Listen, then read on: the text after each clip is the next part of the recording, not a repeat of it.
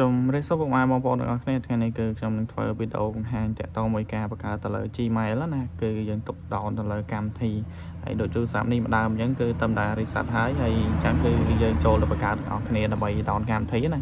ជាដំបូងយើងចូលមកក្នុង Play Store មកហើយពុកម៉ែបងប្អូនមើលវីដេអូនេះហើយអាចបង្កើតខ្លួនឯងបានហើយយើងចុចទៅទៀតមកវីដេអូនេះមិនកាត់ទេអញ្ចឹងគឺវាបន្តិចទេចាំទៀតបងប្អូនណែដល់កន្លែងនេះគឺយើងចុចយកអាកន្លែងក្រោមចុចអាហ្នឹងមកហើយឥឡូវផុតបង្កើតសម្រាប់យើងណាហើយកន្លែងនេះយើងដាក់ឈ្មោះមកឈ្មោះយើងឈ្មោះអីគឺដាក់ឈ្មោះហ្នឹងទៅហើយអានេះគាត់តែខ្ញុំធ្វើវីដេអូបង្ហាញទេអញ្ចឹងខ្ញុំមិនដាក់ឈ្មោះខ្ញុំដែរបើឈ្មោះបងប្អូនដាក់ឈ្មោះបងប្អូនឈ្មោះជាឡាតាំងណាឥឡូវឈ្មោះតាយើងអញ្ចឹងទៅក្រោមឈ្មោះយើងអញ្ចឹងទៅហើយដាក់ហើយយើងចុច next ទៅមុខទៀតមកហើយចំពោះថ្ងៃខែឆ្នាំកំណើតនេះគឺបើយើងអត់តាន់គ្រប់អាយុ18គឺយើងលៃធ្វើមកយកដាក់ឲ្យគ្រប់18ឆ្នាំណាហើយយើងដាក់ថា2008មកគ្រប់18ហើយភេទប្រុសយើងដាក់ប្រុសភេទស្រីយើងដាក់ស្រីមកអញ្ចឹងយើងតទៅមុខទៀតមកហើយកន្លែងនេះគឺវារើសអូតូឲ្យយើងហើយថាយើងចង់បានឈ្មោះលេខអញ្ចឹងឬក៏អាជីមុន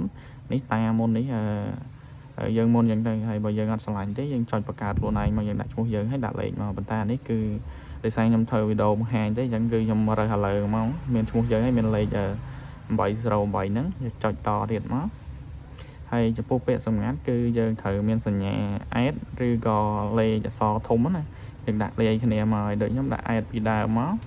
ហើយជាមួយនឹង1ពីដើម3ពីដើម1ពីដើម2ពីដើម3ពីដើមអានេះគាត់តែខ្ញុំធ្វើវីដេអូបង្ហាញទេបងប្អូនបង្កើតខ្លួនឯងដាក់ឈ្មោះបងឯងបងអូនហើយគឺដាក់លេខកូដអាលេខហ្នឹងទៅហើយដាក់ថ្ងៃខែឆ្នាំកំណើតអីក៏បានដែរអានេះអត់ជាបញ្ហាទេសំខាន់ឲ្យតែយើងចាំអញ្ចឹងខ្ញុំចុចតទៀតមកហើយយើងចុច next ទៀតមកអូទៅក្រោមផុតចុចទៅទៀត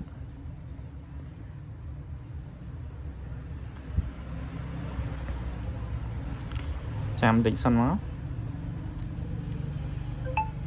នេះយើងបង្កើតងាយទេយើងប្រើបង្កើតហើយប្រើដោនបានតែម្ដង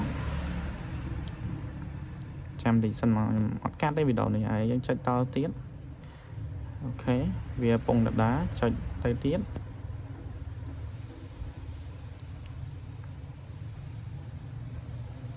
នេះបង្កើតងាយទេអត់មានអីពិបាកទេពុកម៉ែបងប្អូនអាចមើលហើយធ្វើតាមប្រកាសជាបង្កើតបាន 100% ហើយយើងចុចទៅទៀតឥឡូវនេះចាំតែយ៉ាងអស់ថ្មអញ្ចឹង slow វិញអូខេពីចេញឲ្យដោននៅចាំតិចសិនបងប្អូនហ្នឹងសេវា slow នេះដាក់ Wi-Fi អូខេតែប៉ុណ្នេះយើងអាចដោនបានហើយអញ្ចឹងគឺយើងចុចដោនជាមួយនឹង Facebook YouTube មកព្រោះទូរស័ព្ទនេះគឺគាត់ reset ឲ្យខ្ញុំតម្លើង Gmail ហើយណាហើយយើងចុចដោនទៀតមកហើយយើង clear ចោលម្ដងទៀតមកអានេះកាន់តែយើង clear ចោលហើយយើងចូលម្ដងទៀតមក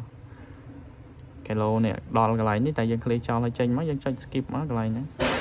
ហើយចុចកន្លែងនេះទៀតមកមិនបាច់បើយើងចុចអានេះវាអាចនឹងដោនអូតូកម្មវិធីដែលយើងអត់ត្រូវការណាអញ្ចឹងចុចតាមខ្ញុំមកហើយតែប៉ុណ្នេះគឺយើងអាចដោនជាមួយនឹងកម្មវិធីអីបាននេះដោន Telegram មួយមកហើយយើងចុច update ជាមួយនឹង YouTube ឲ្យហើយមកកម្មវិធីដែលយើងសំខាន់យើងដោនវាមកអស់មកបើយើងបង្កើត Gmail ហើយ